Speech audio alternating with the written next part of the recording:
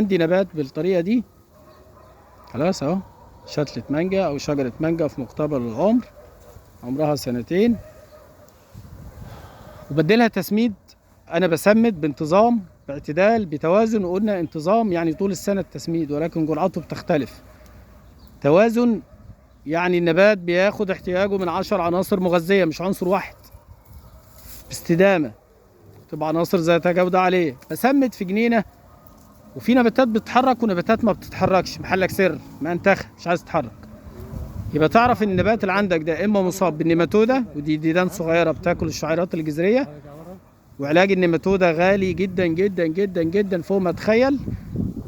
نعرفه ازاي؟ بنعمل فحص للجذور وبنشوف هل في عقد جذريه في الجذور ولا لا.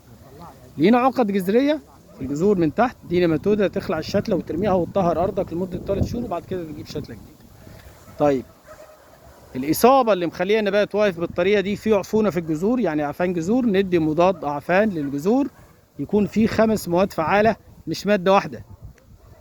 ليه مش مادة واحدة؟ قلنا لأن أنا ما خدتش عينة من الجذور وحللتها، لازم آخد عينة من الجذور وأحللها عشان أعرف نوع الفطر اللي عامل عفان الجذور.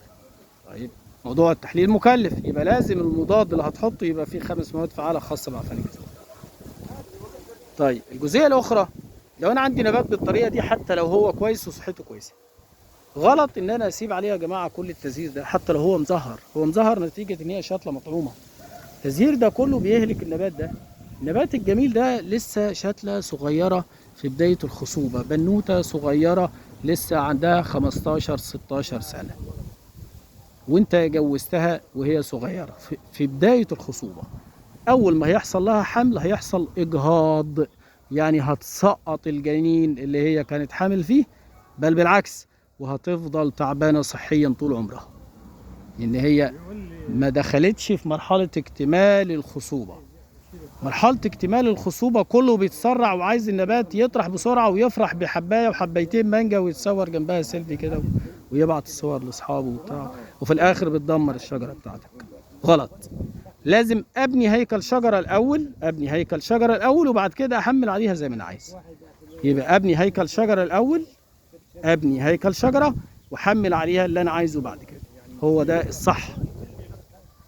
اللي بيحصل في الزراعه المنزليه ان الناس بتفرح بالتزهير، يفرحوا بالحبايتين المانجا، وفي الاخر بتدمر الشجره الجميله دي طول عمرها لانك شيلتها حمل بدري مبكر، وده خطأ.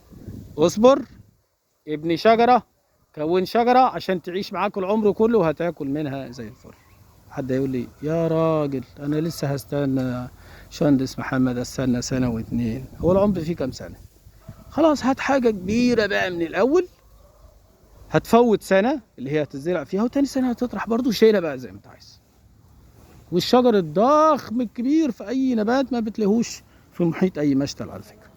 والشجر الكبير الضخم ده برضو ليه مشاكل اثناء زراعته، ممكن يريح منك وممكن يفرط منك وممكن الشجر يموت منك للاسف.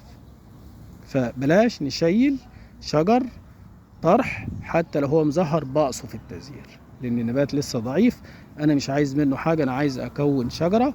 باجي على التزهير ده اول ما يحصل العقد كده ويبقى قد الحبايات دي كده، واجي على التزهير ده من هنا كده واروح شايله خالص اهو، خلاص من هنا كده اروح اصفه خالص اهو من الاخر خالص كده، واروح اروح شايل التزهير ده خالص كده. انت بتبني شجرة وهتاكل منها كل خير بعدين ان شاء الله.